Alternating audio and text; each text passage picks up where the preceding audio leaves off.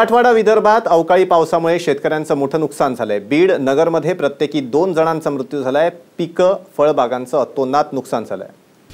अवकाळी पावसामुळे शेतकऱ्यांच्या नशिबावर पाणी। हातातोंडाशी आलेलं पीक वाया।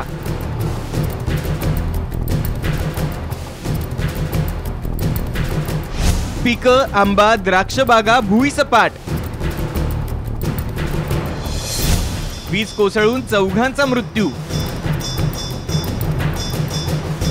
जमिनीवर पडलेला हा खच बघताय। हा पिकांचा फळांचा जमिनीवर पडलेला खच नाहीये, तर हा खच आहे शेतकऱ्यांच्या नशिबाचा। विदर्भ मराठवाड्यात अवकाळी पावसानं शेतकऱ्यांना रडवण्या वाचून दुसरा कोणताही पर्याय ठेवला नाहीये।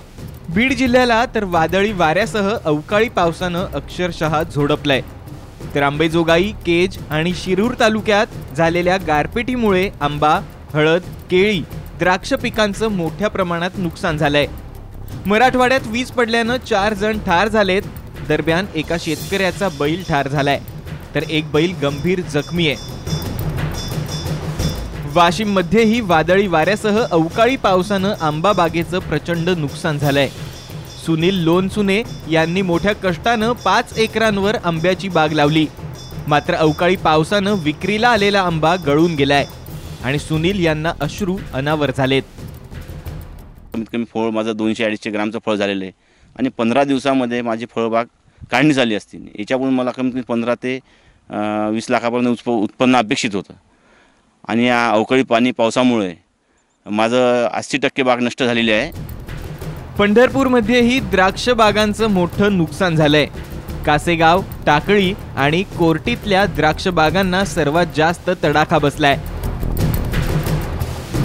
सुमारे 20 हेक्टरहून जास्त क्षेत्रावरील बागा भुईसपाट झाल्या आहेत। इथल्या शेतकऱ्यांचं जवळपास 80 ते 90 लाख रुपयांचं नुकसान झालंय।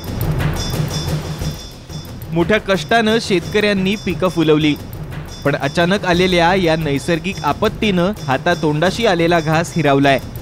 आता किमान सरकारनं लवकरात लवकर पंचनामे करून शेतकऱ्यांना मदत द्यावी अशी मागणी जोर धरतेय। ब्युरो रिपोर्ट, साम टीव्ही।